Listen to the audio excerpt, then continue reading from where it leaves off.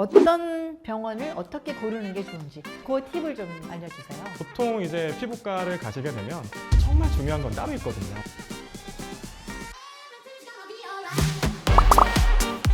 네, 안녕하세요. 매정레아 유튜브 메아리들 잘 지내셨어요? 혹시 지난주에 시술 관련된 토크 보시면서 내가 궁금했던 점을 어쩜 저렇게 잘 긁어서 답변해 줄까 통쾌했다는 분도 굉장히 많이 계셨거든요. 근데요, 피부 시술 다 좋은데 정말 괜찮을까? 아프지 않을까? 뭐 부작용이 있지 않을까? 이런 걱정 때문에 못 하시는 분들이 주변에도 굉장히 많습니다. 그래서 그런 분들 위해서 용기와 자신감을 드리기 위해서 이분을 저희가 또 모셨습니다. 보건 클리닉의 도원규 원장님입니다. 안녕하세요. 네, 안녕하세요. 훈남 닥터로 유명한 우리 도원규 원장님이신데 정말 지난주에도 말씀을 드렸지만 실력 있고 잘생기고 말씀 잘하고 재미있는 분입니다. 자, 오늘은 이제 그 여러 가지 뭐 시술의 부작용이라든가 체크해야 될 것들, 알아둬야 될 것, 이런 것들을 좀 집중적으로 말씀을 해주시면 좋을 것 같은데, 시술할 때 꼭 체크해야 될 것들, 주의해야 될 것, 이 질문부터 좀 드릴게요. 네. 시술하실 때 항상 중요한 건 남이 뭐 했는데 효과 봤다더라. 나도 그거 하면 좋아지지 않을까 해서 딱 정해놓고 오신 분들이 있어요. 근데 상담을 해보면 그게 안 어울리시는 그런 분들이 많거든요. 그렇구나. 네, 근데 모르겠고 저는 그 사람이 그거에서 효과 봤으니까 저는 그거 할래요. 이렇게 약간 소위 말해서 답정너. 저는 안타까운 게 그것보다도 훨씬 더 저렴하게 더 효과를 볼 수 있는 게 있는데 이미 꽂히신 거예요. 그래서 이제 그런 시술을 결국에는 하시고 생각보다 이제 후회할 수도 있고. 후회할 수도 있고. 그래서 그런 뭔가 딱 맹목적으로 정해놓고 시술을 가시는 것보다는 뭐 이렇게 어느 정도 알아놓고 상담할 때 조금 더 진료 받으면서 좀 더 이렇게 나한테 어울리는 게 있으면 그런 것들도 한번 고려해 보시는 게 어떨까. 저 같은 경우는 이게 제 친한 그 후배가 여기 눈썹 밑에 이렇게 절개를 하고 네. 약간 이렇게 올렸는데 너무 예쁘신 거야.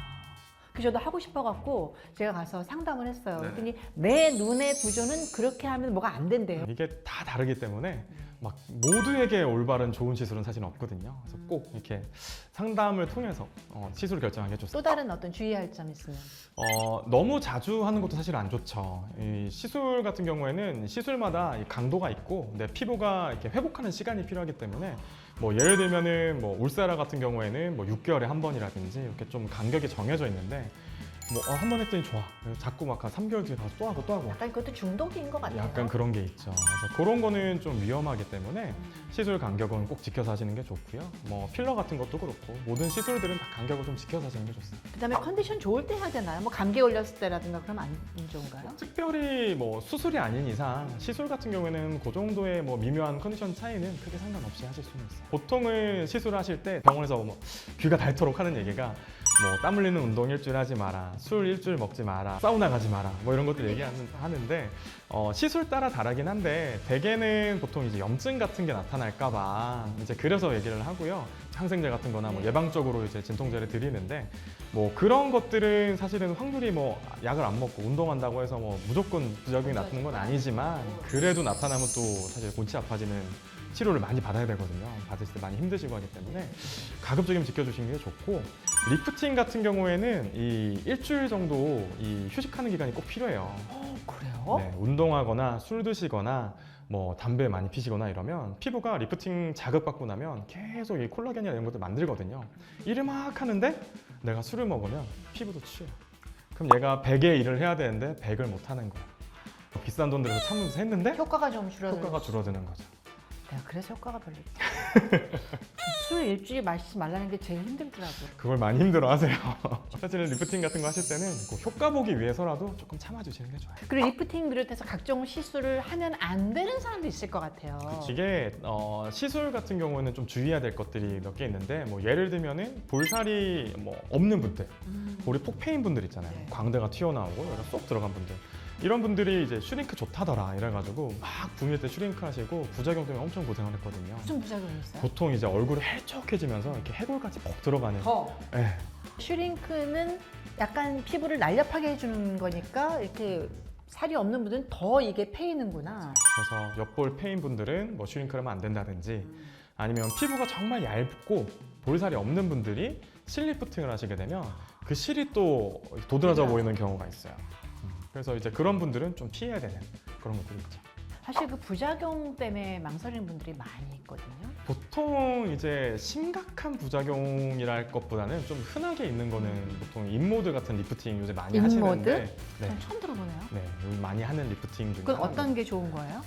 볼살 이렇게 좀 불독살처럼 처진 분들이나 팔자에 이렇게 두덩살 쭉 늘어지신 분들 그거 이렇게 쭉 올라갑니다. 인모드를 많이 하시는데 이 인모드가 멍이 사실 좀 복불복이에요. 그래서 10분 정도 하시면 한 2분, 3분 정도 드는데 보통은 멍들면 이런 심부보라든지 턱에 이렇게 빨갛게 아니면 부항 자국 뜬 것처럼 여기 광대가 빨개지거든요. 근데 이제 그게 보통 일주일이면 되게 드라마틱하게 확 좋아지는데 이게 2주 이상 가셔가지고 광대에 묻어 얻어맞은 것처럼 막 있어가지고 그런 것들 때문에 불편하신 분들이 좀 있으셨었거든요. 그건 이제 피부가 좀 회복이 더디신 분들이라든지 그런 분들은 좀 그렇게 오래 가서 일상생활에 좀 불편한 분들이 있고 제 경우는 아니지만 울사라 같은 거 이제 하시고 나면은 입꼬리가 잘못 틀어져가지고 그래서 입이 이렇게 돌아가가지고 표정이 이렇게 틀어져 있어서 그런 것들은 이제 한참 가거든요. 그런 부작용들은 좀 주의하셔야 되는 부작용들이죠. 저는 이제 보톡스 부작용을 몇 번 겪었는데 아는 의사 선생님이 입 쪽에 이제 입주름이 나이 들면 이렇게 있잖아요. 그거를 좀 없애주신다고 입 쪽에 보톡스를 해주셨어요. 애정이 과하셔서 너무 많이 넣으셨나 봐.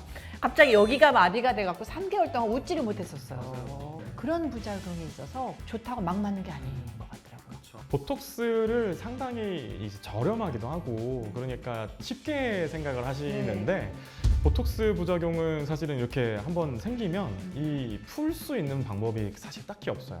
이 표정 근육이 이제 영향을 받아가지고 표정이 어색해진다든지 웃음이 없어진다든지 광대가 안 올라가서 뭐 무서운 표정으로 된다든지 뭐 그런 경우가 있기 때문에 보톡스는 사실 조금 경험이 많은 데서 하시는 게 좋긴 합니다. SNS나 광고 통해서 많이 우리가 접하잖아요. 성형외과, 피부과 이런 거. 진짜 광고가 너무 넘쳐나는 시대에 우리가 살고 있는데 병원을 선택할 때 굉장히 저도 사실 고민이 많거든요. 어떤 병원을 어떻게 고르는 게 좋은지. 본인 병원이 물론 최고겠지만 장비나 뭐 시설 이런 것도 중요하지만 사실 정말 중요한 건 따로 있거든요. 보통 이제 피부과를 가시게 되면 원장 한 명이 나를 꾸준히 이렇게 봐주는 그렇게 가는 게 사실은 중요합니다. 그래서 뭐 예를 들어서 시술은 더더군다나 머리도 그렇지만 이 보이는 부분에 대한 거기 때문에 이제 내가 어떤 부분을 좀 신경 써야 하는지 내가 어떻게 했을 때 얼굴이 좀 좋아지는지 이런 여러 가지를 이미 알고 있는 사람한테 꾸준히 받는 게 좋기 때문에 나의 히스토리를 아는 사람이 근데 첫 만남은 그게 안 되니까 그럴 때 어떤 그 병원을 뭐 고르는 기준이랄까 뭐 이런 건 없어요. 그래서 이제 여러 원장님이 계시는 병원을 가더라도 일단은 원장님 한 분이 저를 계속 봐주시나요?